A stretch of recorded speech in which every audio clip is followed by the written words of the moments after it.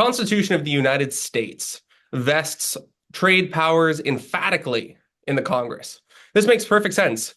The Americans had just fought a revolution whose rallying cry was no taxation without representation.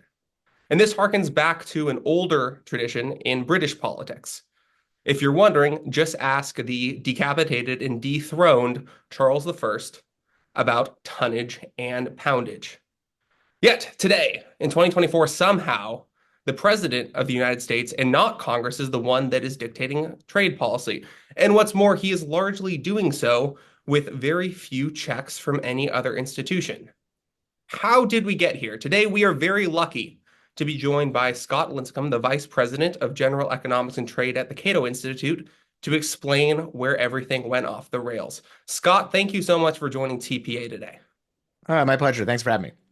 So my first question is, how did we get here?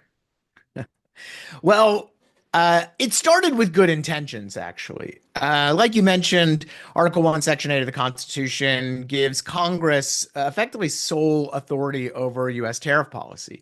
And for about 130 years or so, that's basically how tariffs were set. Every once in a while, Congress would have a big tariff bill.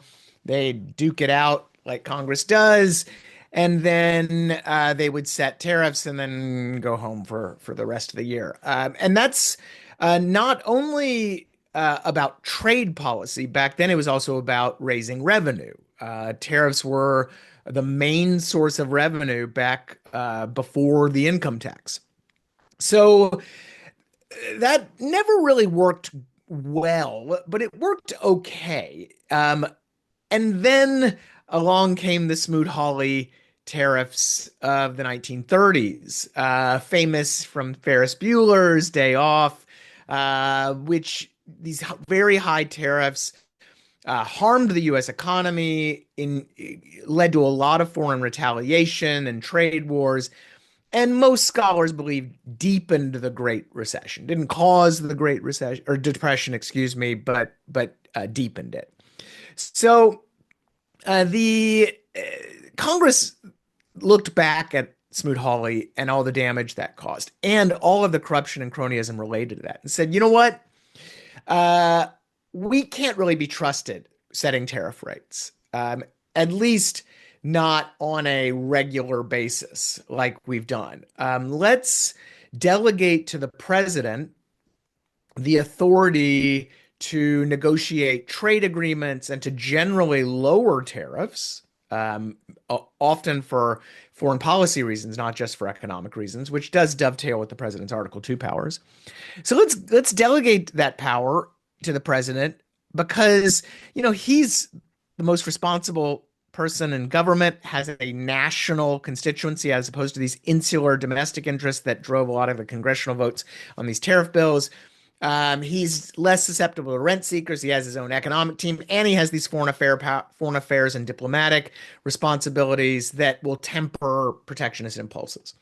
For about 80 plus years, this generally worked pretty well. The president avoided major trade wars. We avoided stuff like Smoot-Hawley. We entered into a lot of reciprocal trade agreements negotiated by the executive branch and approved by Congress to lower U.S. trade barriers. And everything was generally okay. And then came along Donald Trump. And what the Trump administration realized was that there are all these laws on the books that give the president vast discretionary power under very ambiguous terms to raise tariffs effectively on almost anything at almost any time. There are small procedural hurdles and the rest, but that's it. So that's how we effectively got tariffs on steel and aluminum from very close allies on supposedly national security grounds. It's how we got tariffs on effectively half of all Chinese imports. And now how candidate Trump is proposing even more tariffs during a second term. And you have a new and fantastic paper out at the Cato Institute with one of your colleagues that outlines the weird Byzantine architecture that we've made to give the president all of these powers. And one thing you point out towards the end of the paper is that Other institutions have very little ability to gainsay or to check the executive branch's decision making on these issues. So let's walk through a few of these institutions and talk about why they are Right. each unequipped in different ways to address some of these problems. So let's start out. Let's start with the easy one. Why are the courts not particularly well equipped to Right. push back? So the courts are ill-equipped because the laws are written in such a way that they grant the president this broad authority. And they do so on, like I said, very vague terms. So this doesn't look to be, according to legal scholars at least, a clear area for something like Loper Bright, which pulled back the Chevron deference on administrative action. It doesn't really fit as well because this is about presidential action. And here, the president has this authority delegated to him. So you would need to, if you're a court, uh, eh, refuse to defer to the executive branch on determinations of national security, for example, which is, courts don't want to do. And second guess the Congress on its delegation of these trade powers. Now, courts have occasionally said delegations are too broad. Courts have occasionally said national security invocations are bogus, but they've done this really, really, really rarely.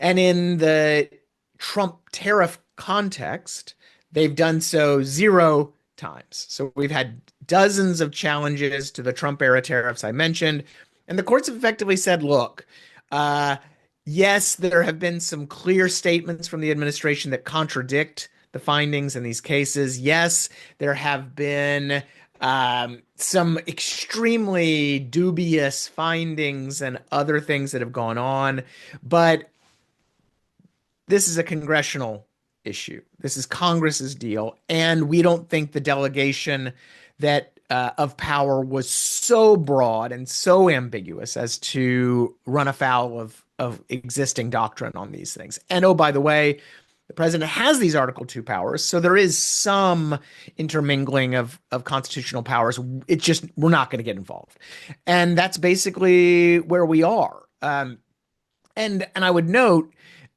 some of this from a layman's perspective is truly absurd because you had in one of the national security court cases a Trump administration attorney refuse to concede that peanut butter could not be a national security threat under these laws. So one of the judges literally asked, could imported peanut butter be a national security threat? And the Trump administration lawyer was like, it's fine, and totally changed the subject. So we have a law that is so broad that peanut butter could arguably be a national security threat, and yet the courts again have just refused to intervene. Now, would a court say enough is enough with respect to a global tariff like the ones candidate Trump is now proposing? Maybe, but this isn't a slam dunk. And I think that's how lawmakers and policymakers looking at these authorities need to think about it, is that you have these huge gaping risks in the law now.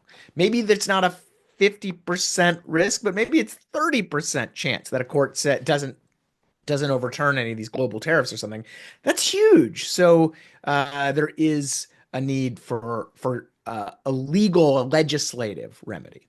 One of my favorite examples was a letter that was sent late last year by a Republican senator alleging that imports of Chi-Com garlic from the Red Chinese might, in fact, also be a national security threat. Correct.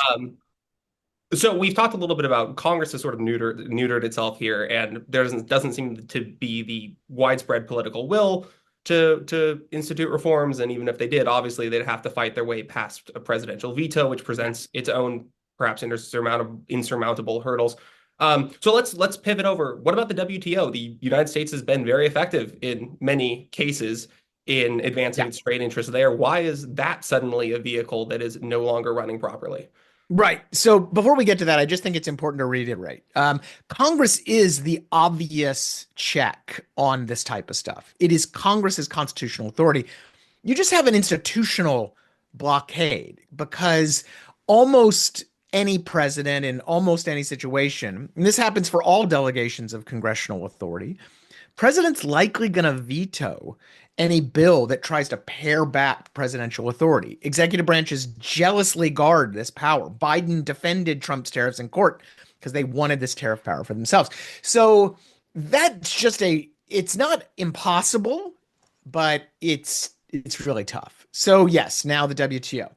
Well, the WTO is a good organization and has done a lot of good work over the years. But the WTO's decisions on in international dispute settlement are not binding. In fact, one of the good things about the WTO is that it has no enforcement power. The reason governments comply with WTO decisions is because they like the system, the multilateral trading system. They don't want to be seen as a pariah in the global trading system. And they like the benefits of the agreement because the worst thing that can happen to a government that refuses to comply with a WTO decision is that they lose some benefits of these agreements. Typically, it means that the other government that brought a dispute, so let's say Europe challenges American tariffs at the WTO. The WTO says to the United States, you lose. The United States says, pound sand, we're not changing anything. Well, the worst thing that can happen in this case is that the Europeans can then retaliate against US exports. But that's also fraught with economic and political peril. So sometimes that can encourage action, but it's not mandatory enforcement. It's not like guys in little light blue helmets from the WTO show up at Washington and say, enforce our decision, right? So the WTO has kind of a loose enforcement authority that's mainly through persuasion and systematic credibility and this potential threat of retaliation. Well, the United States has repeatedly disregarded WTO decisions related to the Trump era tariffs and other things that are politically sacrosanct. So there's just not much for the WTO to do if we have a global tariff. Yes, there will be disputes brought. Yes, the United States will lose. And a Trump administration could, as they've done before, and not just the Trump administration, the Biden administration, the Obama administration, the W. Bush administration, all American administrations have at one time or another not implemented some WTO decisions that are particularly sensitive. So they would just tell the WTO in a future case, no. And that's the end of that. So going back to the origin of all of this, like so many changes in American constitutional governance, the switch of tariff authorities to the executive branch traces back largely to the Great Depression, to the New Deal. And at least for myself, figures like Cordell Hull they're sort of mixed characters, Right. because they were to a large extent trying to further free trade, but they also sort of mucked up the constitutional system in the way that it was all supposed to work. And as you pointed out, they had good reason to do it.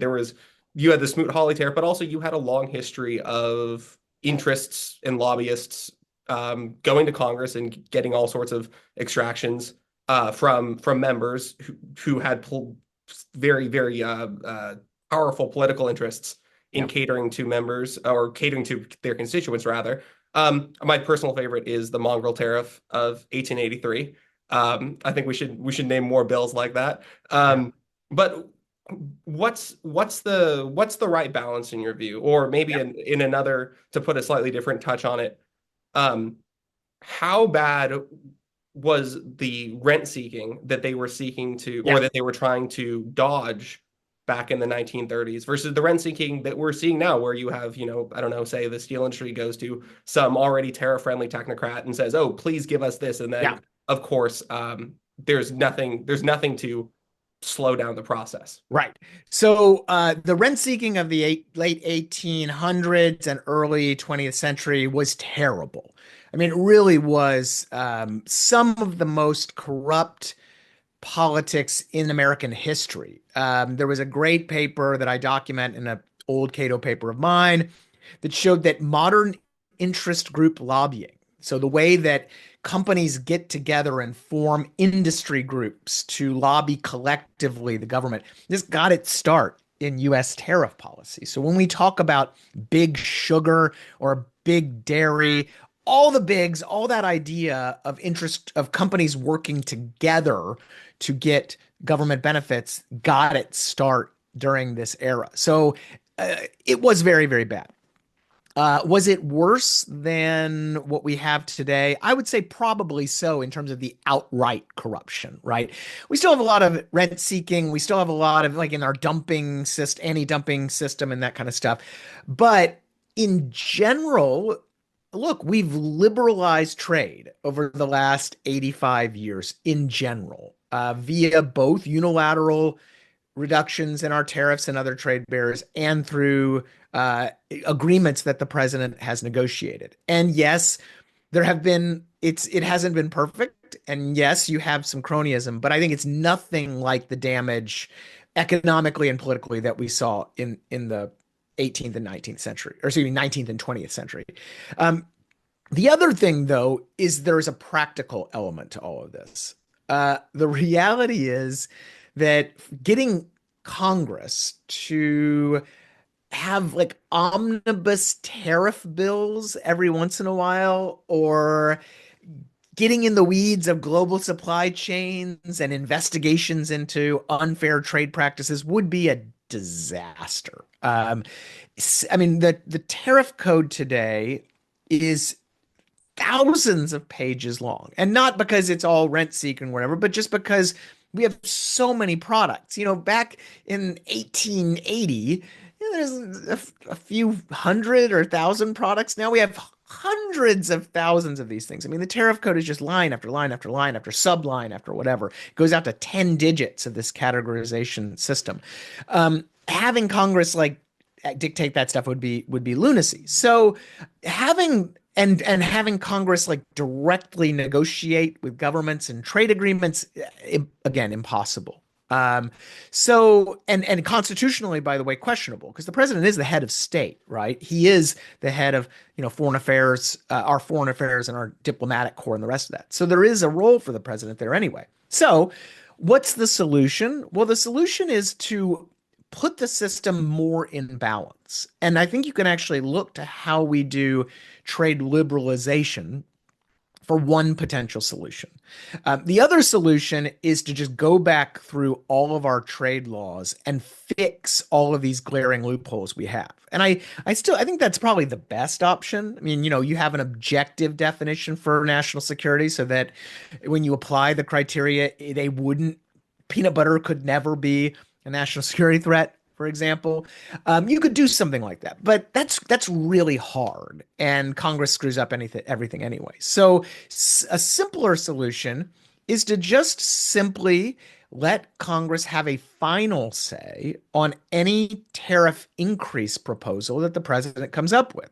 So if the president, for example, wants to impose national security tariffs on all forms of steel from all countries, including Canada and the European Union and other places that are our close allies, well, maybe that's okay, but he should have to go to Congress and get Congress's consent.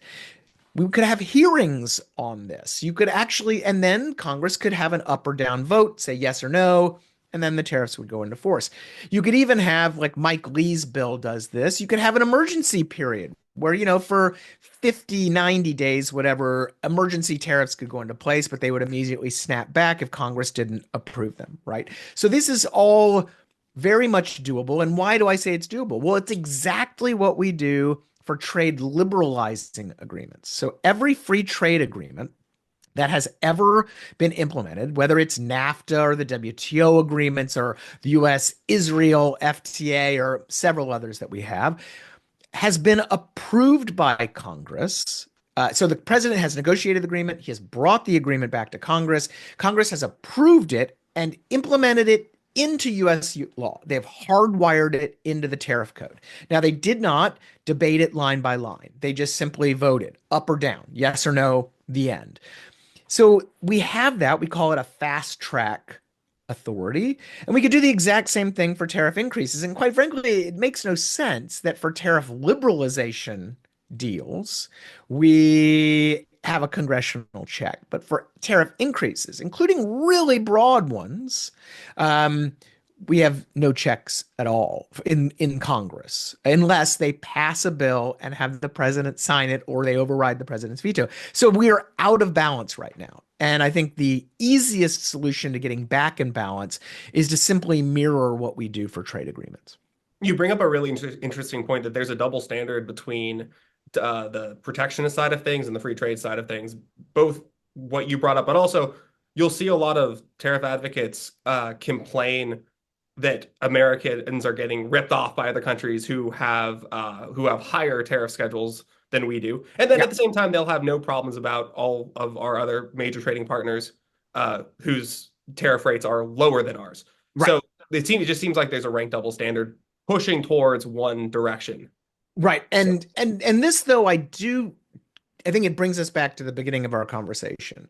And it goes back to the assumption that the president was the least likely person in government to abuse tariffs for protectionist or rent-seeking ends.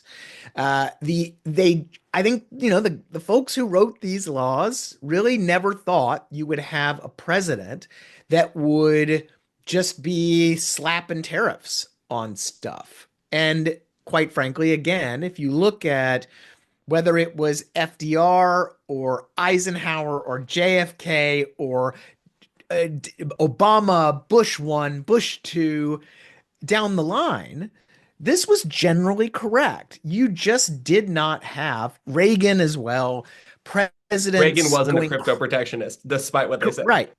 Well, Reagan implemented some discrete protectionism, but he was Exactly. also implementing these broad liberalization bills, setting the stage for the WTO and NAFTA and other things, right? Dreaming of a free trade area across the entire Western Hemisphere, right? So that system, that assumption was generally right. And it was really the Congress that everybody thought was the protectionists and that needed to be checked. Congress was the one that was the troublemaker.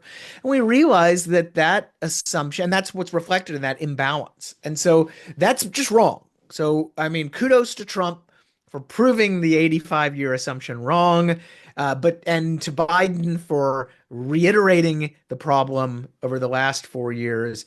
And now it's time for Congress to get its act together and do something about it. Well, fantastic. This has been highly illuminating, Scott. Thank you so much. I really appreciate your time. My pleasure.